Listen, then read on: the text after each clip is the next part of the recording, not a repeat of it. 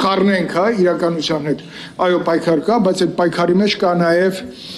այն ծրագրի տեսանելին, որ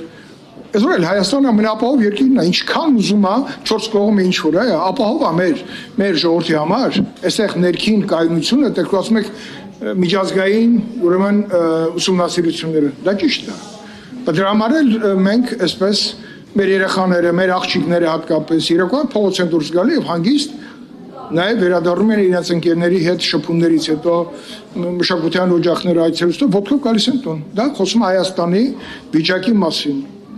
Ես այդ առումով կարծում եմ, որ կառավարության ծրագիրը, որը դրված էր ոչ միայն անցնել նախարարության,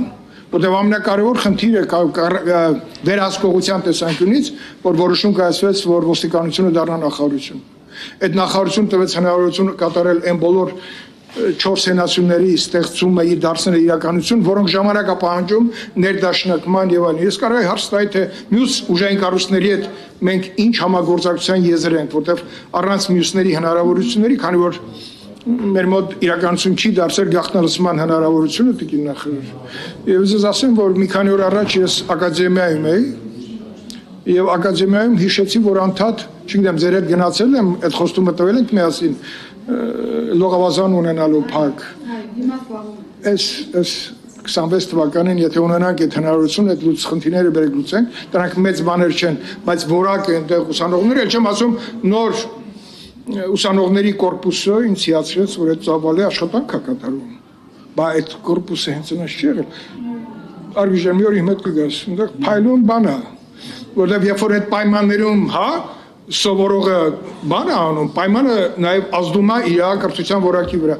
Տիկին նախարար, այսօրվա մեր հանդիպումը ձեր հետ կառավարության ծրագրի շրջանակներում ես համարում եմ հաջողված։ Ռազմավարությունը, որը մշակվում է, ես կցանկանայի, որտեղ ես ձեզ ասել եմ, որ նաև հանրայնացրել եմ իմ մտահոգությունները, տեքստի եմ վերացել քրեատիվ վիճակի մասին եւ ես ուրախ եմ, որ ներքին գործերի նախարարությունը իմացա, որ նաև ակադեմիայի դասախոսական կազմը լծված է այդ գործին, պարոն Մուրադյանի հետ ասեմ ձեզ, ես հաճույքով շփվում եմ, ոչ միայն ձեր հետ, ձեր կողքի փոխնախարարի հետ առավել եւս, դու էլ։ Բայց ինչ որ է, բայց մենք ունենք այդ նպատակը, ունենանք այդ ռազմավարությունը, դրան համապատասխան ծրագիր։ Ես համոզված եմ, որ լիագումար նիստում էլ, եթե ելույթ չունենամ, ես համարեք որպես կատարված աշխատանքի, համատեղ աշխատանքի գնահատական, թերություններ կան, դրանք կվերացվեն, բայց հանդեպ դա փաստ է, որտեղ միշտ ուժային կառույցները ունեցել են այսպիսի բան, թաքցնեն իրենց տարածքում տեղի ունեցած հանցագործությունները, որտեղ դուք շատ երիտասարդ եք, պարոն Ղազարյան, օրինակ Կոտայքի մարզում եթե մարդ էին սպանում, գիշերը ոստիկանները տեղափոխվում են մեկ այլ կողքի բաժին, որպեսզի այդ իրանց վրա չմնա։ Եղել է այդպիսի պատկեր, երբ որ 90-ականների խնդիր դրեցինք, դա չի ազդելու ձեր առաջխաղացման վրա, բացահայտում արեք։ Բայց մեկը այդ խնդիրը մնում է, այսօր մենք արդեն այդ խնդիրը չունենք, կա հանցագործություն, պետք է բացահայտենք։ Հիմա բացահայտման վիճակագրությունը ինչ տեմպերով որտեղ պետք է հայտնվի, Տատանի դահլիճից հետո թե մինչև այդ, այստեղ մենք ունենք խնդիր, որտեղ իրական պատկերի գնահատման հնարավորություն տնօրինենք։ Տիկին նախարար, շնորհակալություն, կարող եք արձագանքել։ Եվ խնդրում եմ Տիկին Յարմալյան, պաշտպանության նախարար, ինչքան գիտեմ, մեր սենյակում է մոտենան։ Ես կարծում եմ լրագրողները նույն ձև մեծաքանակ տեղափոխվեն այստեղ։ Պարոն Մանուկյան, դուք աջակցում եք մեր բնականոն աշխատանքին, ես նախարարը կասի, կորոշենք, որտեվ բաներ կա, որ պետք է փակասենք, որպեսզի շատ ավելի անկեղծ խոսենք, խնդրեմ։ Շնորհակալություն, պարոն Քոչարյան, ես նախ նրան անդրադառնամ, որ հիմնական մասը մենք միշտ ցավոք սրտի գուցե ժամանակը, գուցե մնացյալ հանգամանքները թույլ չեն տալիս, անդրադառնում ենք թվային պատկերի վրա, բայց ես դրա համար միշտ փորձում եմ գնալ դեպի կոնկրետ օրինակ, որպեսզի մենք գանք դեպի բովանդակությունը։ Ու իրականում ես նորից եմ ուզում շեշտել, առիթ ունեցել եմ նաև նշելու, պարոն Ալեքսանյանն էլ նշեց, որ համեմատականներով, երբ որ ժամանակահատվածները նայում ենք, նույնիսկ սպանությունների մասով ավելի միջին վիճակագրական տվյալներով ավելի քիչ պատկեր ունենք։ Բայց ես երբեք սպանությունների դեպքով առաջնային ուշադրությունը թվին չեմ դարձնում, որովհետև շատ լավ արձանագրում ենք, որ սպանությունները ոչ մի էական աճի միտումներ չունեն, ինչպես որ ներկայացվում է, որ Հայաստանի Հանրապետությունում ամեն օր սպանություն կա եւ այսպես շարունակ, այդպիսի պատկեր չկա։ Բայց շատ ճիշտ նշեցիք, որ մեզ համար նույնիսկ մի անձի կյանքը, մի խլված կյանքը չափազանց կարևոր հարց է եւ մենք դրան որպես ողբերգության ենք վերաբերում եւ անկախ թվերից ցանկացած տեսանկյունից, եթե կա նույնիսկ առողջությանը ծանր վնասի պատճառում, մահվան իրադարձություն, մենք սրան շատ մտահոգությամբ ենք դիտարկում եւ անընդհատ գնում ենք դեպի հարցի խորքը, որպեսզի հասկանանք ոնց լուծենք մեր խնդիրները։ Եվ դրա համար է, որ նաեւ ես անկեղծորեն երկու խումբ իրավիճակներ եմ տարանջատում։ Հարցեր, որտեղ այո, կազմակերպված հանցավորության հետ գործ ունենք, ընդ որում այդ թիվը շատ փոքր է իրականում մեր իրականության մեջ, այսինքն կազմակերպված սպանություն կլինի կամ խմբերի կողմից թաքնված խմբերը նորից թաքստոցից հանեք, իմ ասածը։ Այո։